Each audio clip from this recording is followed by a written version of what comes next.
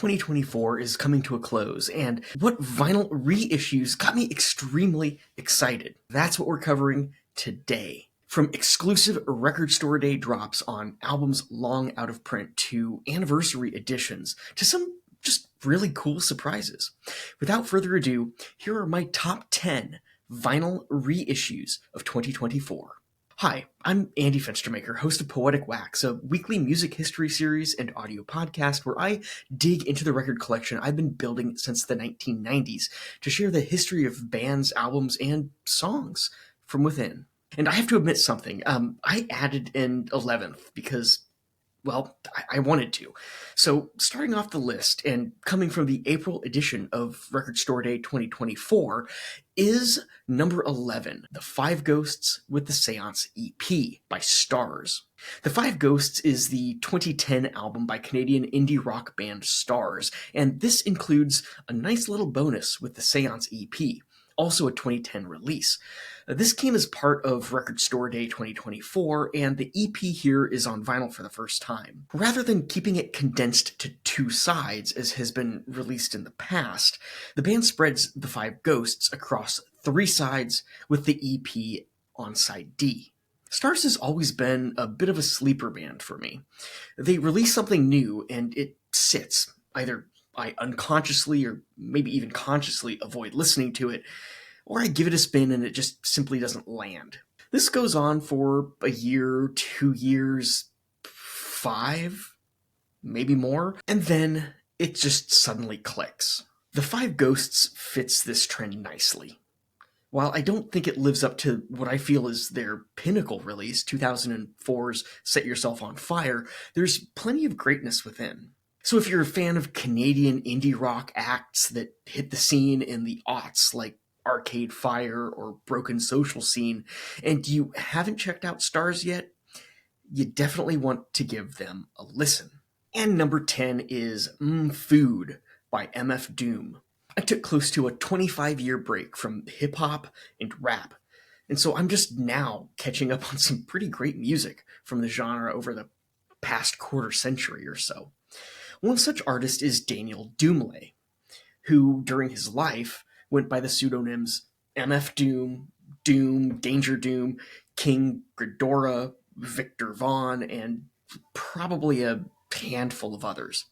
I'm most familiar with his work under the Doom monikers, and in my collection you'll now find Operation Doomday from 1999 and The Mouse and the Mask from 2005, the latter of which was his collaboration with Danger Mouse. Aside from being fun to say, Food predates his Danger Mouse collaboration by a year, which was heavily sampling audio clips from Swim programming. But even as early as the 1999 release, we see Doom pairing hip-hop with comedy and cartoons and comic books. An interesting blend of hip-hop and humor and nerd culture that seems kind of odd from a genre that takes itself far too seriously more often than not. And Doom makes it work really, really, really well. This particular pressing is the 20th anniversary edition, which came out in fall of 2024 and features different cover art and purple, pink, and blue marbled vinyl. Number 9, Down with Wilco by the -5.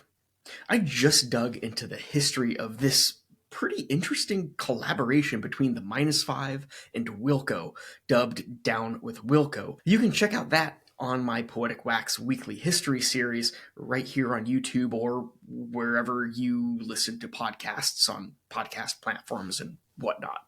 It's been ages since this has been pressed to vinyl, and this is the 2024 Black Friday Record Store Day reissue, which comes with different artwork. Well, it's kind of really the same, but just tinted blue. Likewise, it comes on baby blue vinyl.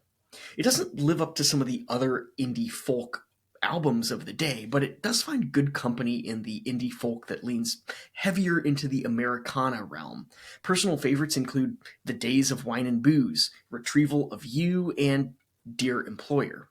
There's an interesting and subtle humor on life itself in the music that Scott McCaughey creates, and it works really well when paired with the backing of a band like Wilco. Already REM's Peter Buck and the Posies' Ken Stringfellow had been longtime collaborators on this project, and they too find a place within this album. It's really good stuff if you dig the kind of indie Americana side of things. Number 8, Light and Magic by Ladytron. Light and Magic was released in September of 2002, and this is the first vinyl reissue since 2006. If I'm not mistaken, this is the first on colored vinyl as well. Blood red at that, which kind of matches that red on the cover. Continuing their electronic sounds, on Light and Magic, Ladytron moves things into an interesting dualistic path. It's both incredibly dark, but also kind of playful. Pitchfork notes that Ladytron certainly remembers the future, and they've grasped that it will be symbiotically reliant on the technological dreamwaves of the past, namely old synth textures. I get it. I mean, it's been, 26 years since its original release, and it still sounds both dated and futuristic. Maybe even a bit present and modern. It all gets a little confusing, and maybe that's what makes this album so good. It's timeless, but also doesn't care what you or anyone else thinks. Number 7, Diary by Sunny Day Real Estate. It's kind of hard to believe that it's been 30 years since Sunny Day Real Estate gave us Diary, their 1994 debut. It was probably 1999 that I finally stumbled upon the band, and it was songs like Seven and In Circles and Grendel that pulled me in. Jeremy Ennick's grating vocals fit nicely in the post-hardcore emo of the 80s and pre-pop era of emo that dominated the 2000s, and thus they kind of became one of the cornerstone acts of the 90s indie-centric emo era. Let's take a look at what some people say about this album. Here's Sputnik Music. Sunny Day Real Estate stuffed 11 depressing songs into the most breathtaking diary, leaving me with a heavy heart in a dead, eerie silence. After the last song ended, I sat there, feeling a roller coaster of emotions, knowing this album will always be a watermark for emo bands to come. I think the author, credited just as Wildebeest 99, sums up what truly makes this a rock-solid emo album. And Diary certainly fits that mold. It should leave you reeling, emotional, and almost drained and exhausted. Kind of like a really good workout, but for your feelings. Number 6, Let's Drag Our Feet by Boat. I'd guess the majority of viewers here are unfamiliar with Boat, stylized in all caps. So an introduction is in store. Boat is a quirky indie pop, indie rock outfit out of Seattle. Fronted by Dee Crane, the band has been around since the mid-aughts, officially hitting the scene with their 2006 debut album, Songs That You Might Not Like, which was released by Magic Marker Records out of Portland. Until this year, their sophomore release of 2007's Let's Drag Our Feet was the band's lone album without a vinyl pressing. I've been a fan of these guys since their debut, and to this day, they remain one of the bands I've seen live more than pretty much any other band on the face of the earth, past, present, and possibly even future. In a 2008 or 2009 show, in fact, Crane actually dedicated a song to my mustache. Yes, this thing has been around that long. The song was ;/ off of this album. This is one that I've been waiting for on vinyl for, pretty much since its original release date, though other early releases by Boat were also given digital and or CD-only pressings.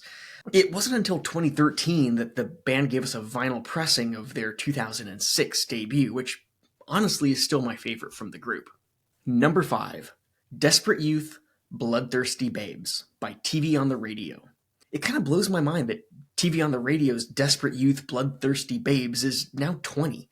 In 2004, if you were in tune with indie rock, it was pretty hard to escape the domination of their song Staring at the Sun. That track seemed to be just everywhere, and there's a good reason why. It's a damn good track. But beyond that, Desperate Youth, Bloodthirsty Babes is a pretty great album. And the 20th anniversary edition right here comes with a few extras. You've got bonus tracks, Final Fantasy, and Dry Drunk Emperor. You have the New Health Rock single and the Modern Romance NHR single, and perhaps my favorite, the Staring at the Sun demo, which, unlike most demos, is essentially entirely a cappella, which I usually hate, but I gotta say it really, really works well for this song. Number 4, Baron Von Bullshit Rides Again by Modest Mouse. 2024 was the 20th anniversary of the release of their true breakout album, Good News for People Who Love Bad News. But that wasn't the only release Modest Mouse gave us in 2004. They also dropped a much lesser known live album dubbed Baron Von Bullshit Rides Again. For the Black Friday edition of Record Store Day 2024, they reissued it on vinyl for the first time. I usually don't get up and hit Record Store Day right when it first opens, but I was already up, and since Josie Records here in Dallas opened a new shop about 20 minutes from me, I couldn't help it. This was probably the item I was most excited about snagging, and I literally got everything I wanted. The album was recorded live at The Social in Orlando, Florida on February 14 and 15 of 2004. This pressing is limited to just 3,500 copies, and it's on black vinyl, but honestly, that's more than okay. The track list includes plenty of pre-Good News cuts, from I Came As a Rat and Doing the Cockroach to Never Ending Math Equation and Bankrupt on Selling. And it goes on from there. It doesn't really sound like a live album, but all things aside, they're definitely not studio cuts. The live aspect merely makes it really, really cohesive in terms of the tracks, which works really well as a standalone album. We do get Good Times Are Killing Me off the then forthcoming Good News for People Who Love Bad News, but I think that pretty much is the lone track off of that record. Either way, really good stuff. Strongly recommend. Number 3, Hiding Places by Billy Woods and Kenny Siegel. When hip-hop and rap first returned onto my radar in about 2023, one of the albums that really sucked me in was Hiding Places by Billy Woods and Kenny Siegel. SpongeBob and Red Dust are the bookends of the album, and those are my favorites. But really, there aren't many, if any, weak points here. The album has been out of print for a while, and it's highly sought after, with original and early reissues running anywhere between $300 and $750, even $800 US. Each of the 4 current vinyl pressings have variations in artwork, and for this one, it's the 5th anniversary pressing, which has a standard cover art but features new inside art within the gatefold by Myra Musgrove. Number 2, Delaware by Drop 19s. Hailing from Boston, this shoegaze band gave us their first new material in decades, just back in 2023. It's an album called Hard Light. Delaware, though, has become a bit of an underground classic of the original shoegaze era, but until now it had never really been reissued on vinyl. Long out-of-print original pressings have been highly sought after for years, so it's nice to see some fresh ones available. There's some interesting social commentary here. The cover features a stark image of a young girl with a pistol in her hand, standing with an eerie smile on her face out front of a barbershop. The sidewalk, too, is empty, and it kind of has this ominous feel to it.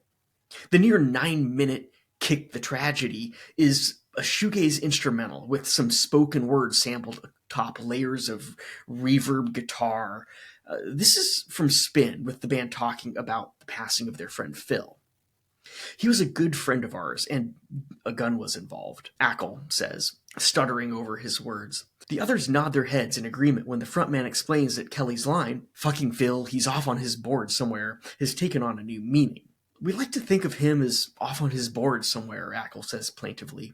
He adds that it annoys the fuck out of me that they aren't able to edit the cover on streaming services yet due to contract clauses, but he confirms that they'll be able to make the switch in a few years' time. Now, it's unclear when Phil passed, but I get a sense that from the interview, it was after Delaware was released in 1992. This is the unofficial 2024 reissue on Music is Vinyl, which also irked the band as it was reissued without their permission. On the official 2024 reissues, the gun was replaced with flowers, a decision that the band notes actually stems from the prevalence of gun violence in our society here in the United States. Also, what happened to Phil?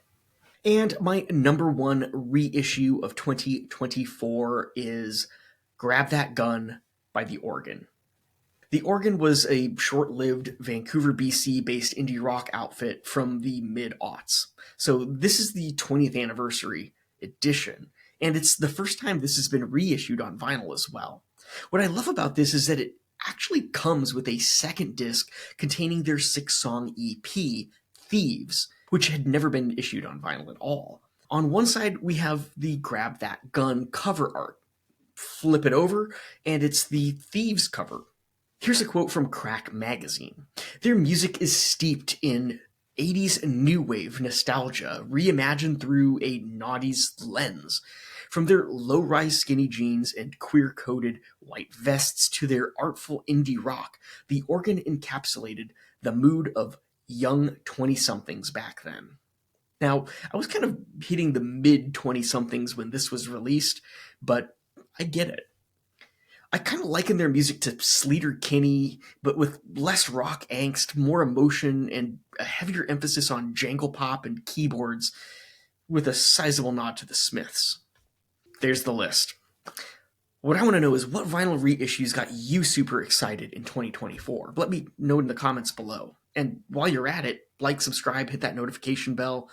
Next, why don't you join me in this video right here for a discussion on the top new albums of 2024 in my Best of 2024 countdown.